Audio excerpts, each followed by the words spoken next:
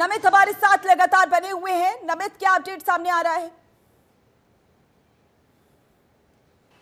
देखिए, अजहर मौजूद का जो खास आदमी था मरकज सुभान अल्लाह, जिस बात का जिक्र आपने अभी किया था, वो इस आतंकी हमले में जो है मारा गया है, जो भारत की तरफ से एयर स्ट्राइक की गई है। और इस मरकज सुभान अल्लाह की बात करें, जैश ए मोहम्मद का ये खास था। इसके साथ साथ 2019 में जो पुलवामा अटैक हुआ था, उसमें जो आतंकी थे, उसमें जो अपराधी थे, उनकी जो ट्रेनिंग थी वो इसी शिविर में दी जाती थी, यानी कि इसी मरकज में दी जाती थी, जिस मरकज को भारत की एयर स्ट्राइक में निस्तो नाबूद किया गया है। तो अभी हालांकि ये क्लैरिफाई नहीं है कि क्या अजहर मसूद भी इसी मरकज में उस समय मौजूद था जब भारत की तरफ से एयर स्ट्राइक की गई थी। लेकिन मरकज सुभान, जो कि अजहर मौजूद का काफी खास माना जाता था, वो इस एयर स्ट्राइक में पूरी तरीके से मारा गया है। हालांकि अभी जानकारी जुटाई जा रही है, जिस बात का मैं बार बार कह रहा हूं कि 10 बजे जब सेना की ऑफिशियली प्रेस कॉन्फ्रेंस होगी तो उसमें ऑफिशियली डाटा दिया जाएगा। जो जिस बात का मैं अभी जिक्र कर रहा हूं कि जो अजहर मौजूद का खास आदमी था, जो कि 2019 के पुलवामा अटैक में भी शामिल था, उसको इस एयर स्ट्राइक में भारत की तरफ से मार गिराया गया है।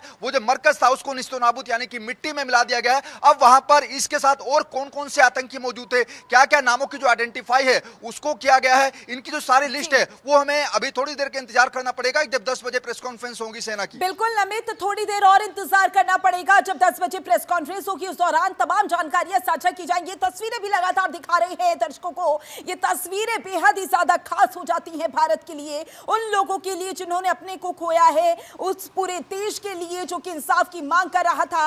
ये जो तस्वीर है उसी बदले की तस्वीर है, और ये बदले की तस्वीर भारत के जश्न को बढ़ावा देने वाली तस्वीर है कि किसी भी निर्दोष का खून बहाया जाएगा तो बदला लिया जाएगा। लेकिन यहां पर समझने वाली नमित ये बात है कि एलओसी पर लगातार वहां पर जो हालात है वो बिगड़ रहे हैं। यहां पर क्या आने वाले समय में बैठकों का दौर और देखने को मिल सकता है? क्या एलओसी को लेकर भी कोई बड़ा एक्शन लिया जा सकता है कि जो सीज फायर का उल्लंघन कर रहा है पाकिस्तान लगातार, उस उल्लंघन का किस तरीके से जवाब देता हुआ नजर आए?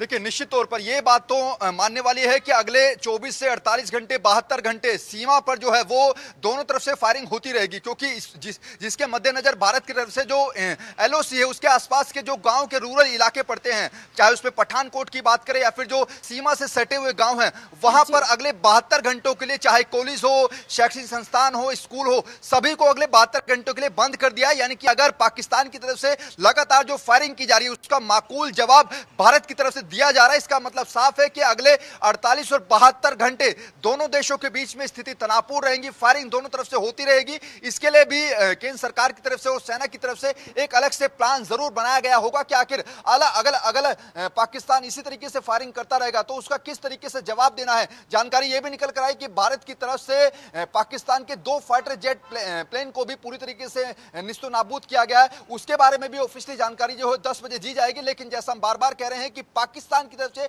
जो गीदड़ भपकियां दी जा रही है हिंदुस्तान को, उसके लिए हिंदुस्तान पूरी तरीके से तैयार है। और हमारे जो सूत्र बता रहे हैं कि अगले 48 से 72 घंटे तक जो एलओसी है, जो लाइन ऑफ कंट्रोल है, वहां पर दोनों देशों की तरफ से फायरिंग लगातार जारी रहेगी, क्योंकि अभी भी पाकिस्तान सीज फायर का उल्लंघन पिछले 4 से 5 घंटे से लगातार कर रहा है। हालांकि भारत की तरफ से माकूल जवाब लगातार पाकिस्तान को दिया जा रहा है।